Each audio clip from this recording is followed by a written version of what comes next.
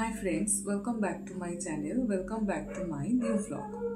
আজকে তোমাদের সাথে যে ভিডিওটা শেয়ার করতে চলেছি সেটা হচ্ছে জিরোধা কাইট অ্যাপ্লিকেশনে আমরা কিভাবে এমটিএফ এবং ডিডিপিআই অ্যাক্টিভ করব। ডিডিপিআই হচ্ছে আমরা যখন আমাদের হোল্ডিং সেল করি তখন আমাদের টিপিনের প্রয়োজন হয়। তো অনেকেরই টিপিন দিতে প্রবলেম হয়, মার্কেট যখন বাড়ে কমে তখন ভ্যালু তো অনেকেরই টিপিন দিতে প্রবলেম হয়ে থাকে।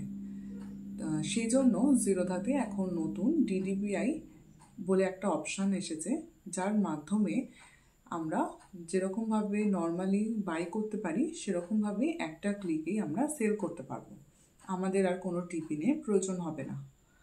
তো সেটা প্রথমে অ্যাক্টিভ করতে হবে এবং তার চার্জ হচ্ছে 120 টাকা। ডিডিপিআই অ্যাক্টিভ করলে তার সাথেই আমাদের এমটিএফ অ্যাক্টিভ হয়ে যাবে। এমটিএফ হচ্ছে যখন আমরা হোল্ডিং করি তখন জিরোধাতে আগে কোনো মার্জিন দেওয়া হতো না। তার মানে হচ্ছে আমার কাছে যত টাকা থাকবে আমি তত টাকারই জিনিস কিনতে পারতাম হোল্ডিংয়ের জন্য।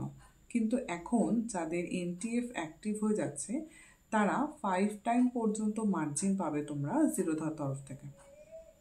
তো সেটা অ্যাক্টিভ করার জন্য যে প্রসেসটা আছে সেটাই আমি আজকে তোমাদের সাথে শেয়ার করব।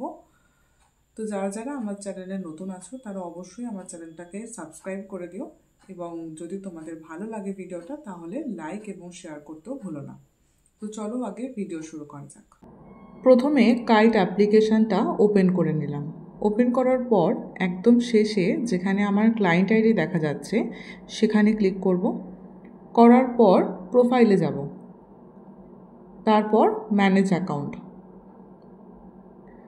তারপর চাইলে ক্রোম বা ইন্টারনেট যে কোনো একটা থেকে তোমরা ওপেন করতে পারো। আমি ক্রোম থেকে ওপেন করলাম। ওপেন করার পর দেখো মাই অ্যাকাউন্টের একটা আলাদা পেজ ওপেন হলো। সেখানে এই যে মাঝখানে নীল রঙের অ্যারো চিহ্নটা রয়েছে এই অ্যারোতে ক্লিক করব। করার পর আসবে ডিম্যাটে যাব। তারপর পেজটা ধরে উপরের দিকে স্ক্রল করে ওঠাবো। একদম শেষের দিকে দেখো আছে enable demat debit and place instruction DDPI. এই ডিডিপিআইটাই আমি অ্যাক্টিভ করব। তো এখানে ক্লিক করলাম।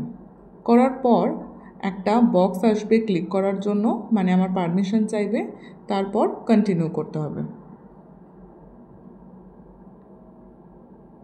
তারপর সাইন নাও।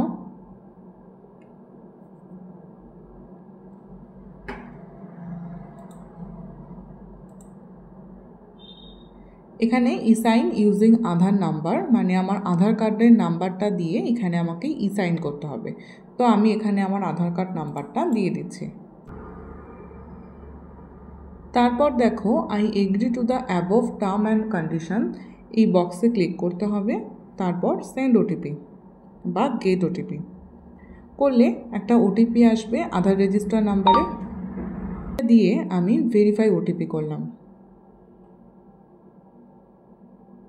দেখো ডকুমেন্ট সাইন সাকসেসফুলি হয়ে গেছে।